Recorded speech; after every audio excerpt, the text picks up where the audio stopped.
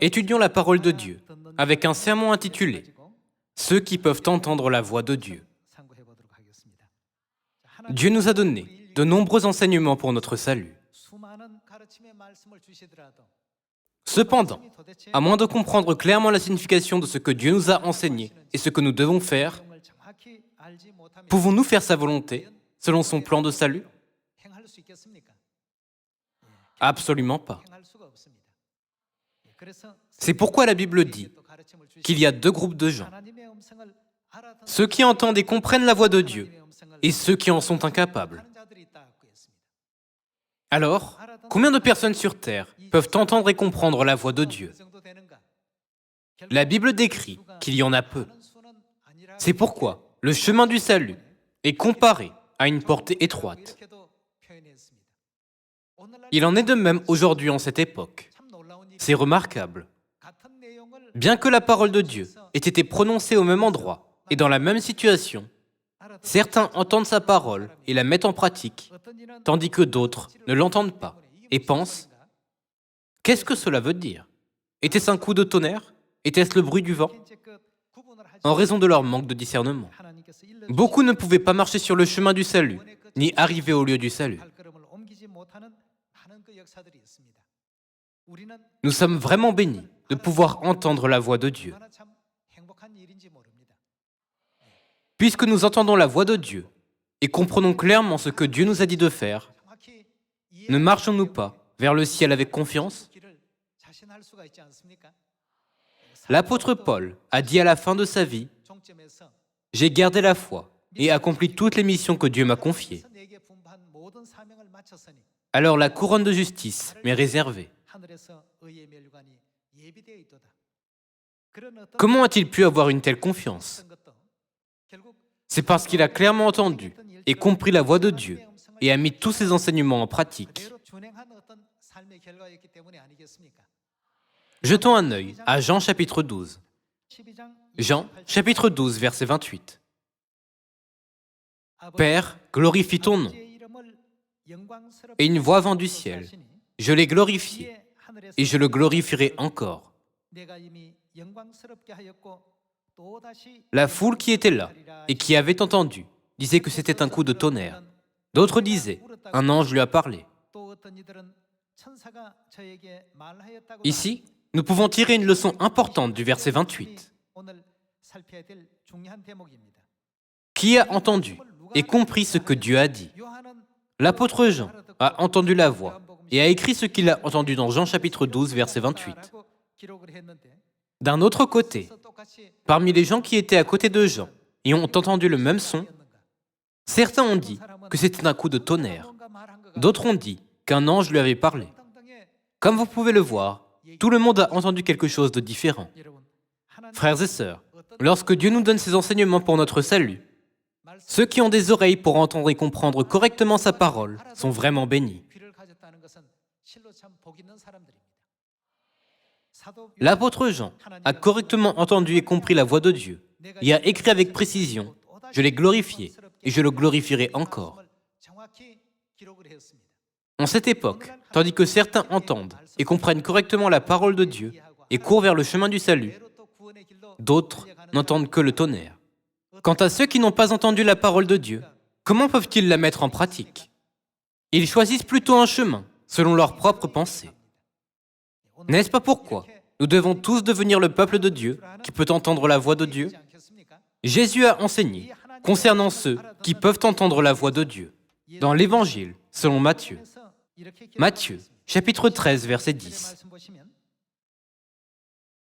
Les disciples s'approchèrent et lui dirent « Pourquoi leur parles-tu en parabole ?» Jésus leur répondit « Parce qu'il vous a été donné de connaître les mystères du royaume des cieux et que cela ne leur a pas été donné. Car on donnera à celui qui a, et il sera dans l'abondance. Mais à celui qui n'a pas, on ôtera même ce qu'il a. C'est pourquoi je leur parle en parabole. Parce qu'en voyant, ils ne voient point, et qu'en entendant, peuvent-ils comprendre? Non, ils n'entendent ni ne comprennent. Et pour eux s'accomplit cette prophétie d'Ésaïe. Vous entendrez de vos oreilles, et vous ne comprendrez point. Vous regarderez de vos yeux, et vous ne verrez point. Car le cœur de ce peuple est devenu insensible. Ils ont endurci leurs oreilles, et ils ont fermé leurs yeux. De peur qu'ils ne voient de leurs yeux, qu'ils n'entendent de leurs oreilles, qu'ils ne comprennent de leur cœur, qu'ils ne se convertissent, et que je ne les guérisse. Mais heureux sont vos yeux, parce qu'ils voient, et vos oreilles, parce qu'elles entendent. Le fait que nos oreilles peuvent entendre est une grande bénédiction du ciel. Nous devons entendre la voix de qui? La voix de Dieu. Nous devons clairement entendre tous les enseignements de Dieu qui nous conduisent à la vie éternelle et au royaume des cieux, et les accepter dans notre cœur. Même si nous lisons la Bible des centaines de fois, si nous ne pouvons pas y trouver Dieu le Père et Dieu la Mère, il nous manque le fondement de notre foi. Dieu a dit, « Heureuses sont vos oreilles, parce qu'elles entendent. » Même si les gens ont entendu seulement un coup de tonnerre et de foudre, Jean a correctement entendu la voix de Dieu, qui a dit, « Je l'ai glorifié, et je le glorifierai encore. » Il l'a écrit dans la Bible. Nous devons être comme l'apôtre Jean. Ce n'est que lorsque nous pouvons entendre et comprendre clairement la voix de Dieu que nous pouvons devenir les brebis de Dieu, le peuple de Dieu et les enfants de Dieu. Allons à Jean, chapitre 10. Jean, chapitre 10, verset 25. Jésus leur répondit, « Je vous l'ai dit, et vous ne croyez pas. Les œuvres que je fais au nom de mon Père rendent témoignage de moi, mais vous ne croyez pas, parce que vous n'êtes pas de mes brebis. » Il est écrit, « Mes brebis entendent ma voix. » Non seulement elles entendent la voix de Dieu, mais elles la comprennent, l'acceptent et la mettent en pratique. Mes brebis entendent ma voix. Je les connais. Et que font-elles? Elles me suivent. Puisqu'elles entendent et comprennent correctement la voix de Dieu, lorsqu'il dit « Allons-y », elles le suivent. Lorsque Dieu dit « Reposons-nous un instant », elles le font. Lorsque Dieu les amène au pâturage et dit « Mangez à volonté », elles paissent librement en suivant la voix de leur berger. C'est pourquoi les brebis de Dieu entendent sa voix. Allons à la seconde épître de Jean, chapitre 1, verset 8. Prenez garde à vous-même, afin que vous ne perdiez pas le fruit de votre travail, mais que vous receviez une pleine récompense. Quiconque va plus loin et ne demeure pas dans la doctrine de Christ n'a point Dieu. Ceux qui ne demeurent pas dans la doctrine de Christ n'ont point Dieu. De nos jours, les gens pensent à tort que le dimanche est le sabbat et considèrent la Pâque de la Nouvelle Alliance que Jésus a établie pour nous sauver comme une loi qui a été abolie. Ils vont dans la direction opposée de sa parole. Lorsque Dieu dit « célébrez cela », ils affirment « c'est aboli ». Lorsque Dieu enseigne que quelque chose est inutile, ils insistent « c'est nécessaire ». C'est pourquoi Dieu a dit « quiconque va plus loin et ne demeure pas dans la doctrine de Christ n'a point Dieu. Celui qui demeure dans cette doctrine a le Père et le Fils. »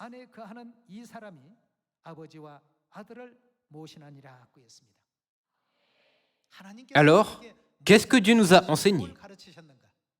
Lorsque Dieu est venu sur la terre il y a 2000 ans, il nous a enseigné le sabbat, la Pâque, le nom nouveau, Mère céleste, la nouvelle Jérusalem et les 7 fêtes des 3 temps. Dieu lui-même n'a-t-il pas donné l'exemple en les mettant en pratique? Le peuple de Dieu peut comprendre ces enseignements. Lorsque Dieu dit à son peuple de préparer la Pâque, il comprend que la Pâque est la vérité qu'il doit célébrer. En regardant la scène biblique, où le Christ enseignait la Bible dans la synagogue le jour du sabbat, selon sa coutume, le peuple de Dieu comprend déjà ce qu'il doit faire. Il comprend pourquoi Jésus-Christ lui a donné de tels enseignements et pourquoi il les a mis en pratique. Même si le baptême est pour les pécheurs qui ont besoin du pardon des péchés, Jésus-Christ a été baptisé par Jean. Est-ce parce qu'il était un pécheur? Pas du tout. Alors, pourquoi a-t-il été baptisé? Dans Jean chapitre 13, verset 15, il est écrit « Je vous ai donné un exemple, afin que vous fassiez comme je vous ai fait. » À partir du moment de notre baptême, jusqu'à maintenant, nous suivons tout selon l'exemple donné par le Christ. Les brebis de Dieu peuvent discerner tout de suite. Puisqu'elles entendent la voix de Dieu, elles peuvent discerner rapidement ce qu'elles doivent faire et ce qu'elles ne doivent pas faire. Si Dieu nous enseigne, gardez-vous des faux prophètes, nous devons pouvoir discerner les vrais prophètes des faux prophètes. Selon son enseignement, qui sont les faux prophètes? Ce sont ceux qui ne demeurent pas dans la doctrine de Christ. Dieu a dit « Observez le sabbat », mais ils observent le culte du dimanche. Dieu a dit « Célébrez la Pâque », mais ils célèbrent Noël. Dieu a dit « Soyez baptisés au nom du Père, du Fils et du Saint-Esprit », ce qui signifie que le Saint-Esprit a un nom, mais il nie le nom du Saint-Esprit. Dieu a dit « Venez à l'Esprit et à l'épouse, qui donne l'eau de la vie à l'humanité », mais ils insistent, l'épouse n'existe pas. Il est clair qu'ils ne peuvent pas du tout entendre la voix de Dieu. Ils prennent la parole de Dieu à la légère, comme si c'était un coup de tonnerre. Alors, ils ne peuvent pas voir le chemin du salut. Cependant, vous et moi devons correctement entendre la voix de Dieu et vivre selon la volonté de Dieu. Allons à Michée, chapitre 4. En regardant attentivement la prophétie dans le livre de Michée, nous pouvons voir quel genre de personnes demeurent dans la doctrine de Christ. Michée, chapitre 4, verset 1. Il arrivera, dans la suite des temps, que la montagne de la maison de l'Éternel sera fondée sur le sommet des montagnes, qu'elle s'élèvera par-dessus les collines, et que les peuples y afflueront. Des nations s'y rendront en foule et diront « Venez et montons à la montagne de l'Éternel, à la maison du Dieu de Jacob, afin qu'il nous enseigne. » À qui il se réfère-t-il ici? À Dieu. Afin qu'il nous enseigne quoi? Ses voies, et que nous marchions dans ses sentiers.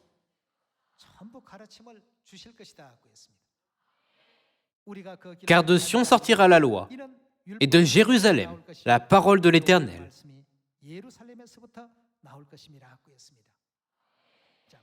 Nous devons prêter l'oreille aux enseignements qu'il nous transmet dans les derniers jours.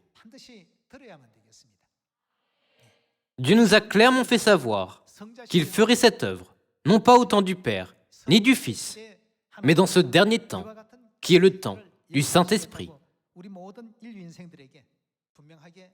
Nous gardons maintenant le sabbat, le baptême et la règle du voile de la Nouvelle Alliance. Ce sont les enseignements que Dieu nous a accordés au temps du Saint-Esprit. Cependant, il y a de nombreuses pauvres âmes qui n'ont pas encore prêté l'oreille à ces enseignements. Au temps du Saint-Esprit, l'enseignement le plus important auquel nous devons prêter attention est l'Esprit et l'épouse. Essayer d'étudier la Bible sans comprendre Dieu le Père et Dieu la Mère ne ferait que causer une grande confusion.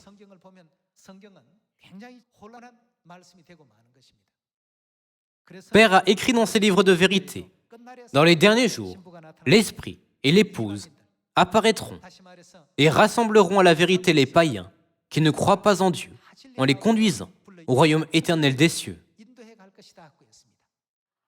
Concernant cela, le prophète Michée a écrit « Il nous enseignera ses voies ». Alors, lorsque Père est venu sur cette terre, que nous a-t-il enseigné sur l'Esprit et l'épouse? Entendons sa voix de Genèse, chapitre 1. De nos jours, de nombreuses églises affirment « Dieu, qui sauvera l'humanité, n'est qu'un seul ». Cependant, dans Genèse, nous pouvons voir qu'il y a deux dieux, pas un. Nous devons clairement entendre sa voix à travers cet enseignement. Voyons Genèse, chapitre 1, verset 26. Puis Dieu dit, « Faisons l'homme à notre image, selon notre ressemblance. » Cela veut dire que Dieu, qui a fait l'humanité, ne peut jamais être un. De la même manière que Jean a correctement entendu la voix de Dieu et a écrit « Je l'ai glorifié », et je le glorifierai encore, nous pouvons maintenant comprendre toute la vérité de Dieu. Voyons le verset 26 de nouveau. Puis Dieu dit, « Faisons l'homme à notre image, selon notre ressemblance, et qu'il domine sur les poissons de la mer, sur les oiseaux du ciel, sur le bétail, sur toute la terre, et sur tous les reptiles qui rampent sur la terre. » Dieu créa l'homme à son image. Il le créa à l'image de Dieu. Il créa l'homme et la femme.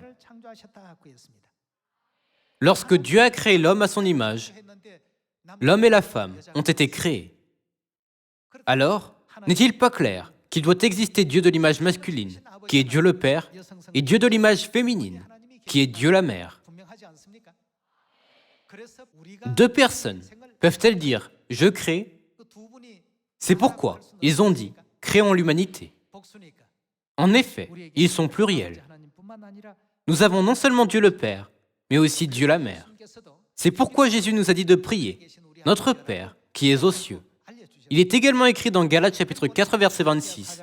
« La Jérusalem d'en haut est libre, c'est notre mère. » Ce qui signifie que Dieu la Mère existe également. Dans le texte originel en hébreu, Dieu le Père et Dieu la Mère sont décrits comme Elohim. Elohim est un mot hébreu qui signifie Dieu, se référant à plus d'un Dieu. Alors, quelle est la forme singulière du mot Dieu en hébreu?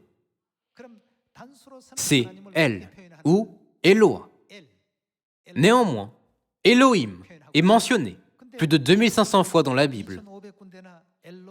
Lorsque le suffixe im est attaché au mot Eloah, cela signifie Dieu. Vous pouvez faire un nom pluriel en mettant le suffixe im après un nom singulier. Il en est de même pour l'anglais. Un nom singulier peut devenir pluriel avec un S à la fin. Chaque fois que la phrase « Dieu dit » était mentionnée dans la Bible, le mot Elohim était utilisé dans le texte originel en hébreu. Alors, confirmons cela de nouveau dans Genèse, chapitre 11. Genèse, chapitre 11, verset 1. Toute la terre avait une seule langue et les mêmes mots. Comme ils étaient partis de l'Orient, ils trouvèrent une plaine au pays de Shinéar, et ils y habitèrent. Ils se dirent l'un à l'autre, « Allons, faisons des briques, et cuisons-les au feu. » Et la brique leur servit de pierre, et le bitume leur servit de ciment. Ils dirent encore, « Allons, bâtissons-nous une ville et une tour, dont le sommet touche au ciel, et faisons-nous un nom, afin que nous ne soyons pas dispersés sur la face de toute la terre. » L'Éternel descendit pour voir la ville et la tour que bâtissaient les fils des hommes. Et l'Éternel dit, « Voici, ils forment un seul peuple et ont tous une même langue. Et c'est là ce qu'ils ont entrepris. Maintenant, rien ne les empêcherait de faire tout ce qu'ils auraient projeté. Allons. » Et qu'a-t-il dit? « Descendons. Et là, confondons leur langage, afin qu'ils n'entendent plus la langue les uns des autres. » Lorsque Dieu a empêché les gens de bâtir la tour de Babel, Dieu s'est exprimé comme nous. À qui se réfère nous ici?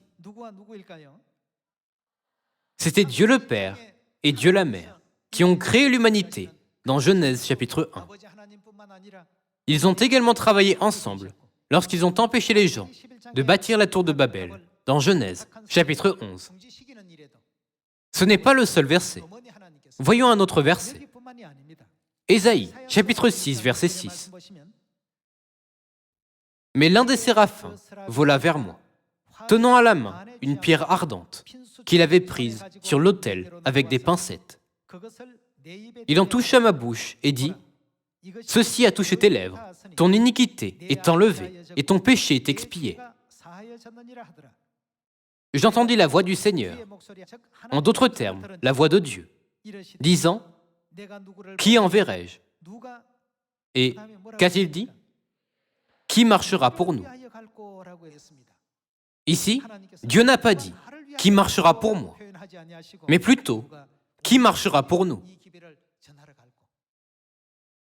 Alors Dieu, qui accomplit cette œuvre en tant que nous, est le même Dieu qui a dit « Faisons l'homme à notre image » et qui a empêché les gens de bâtir la tour de Babel.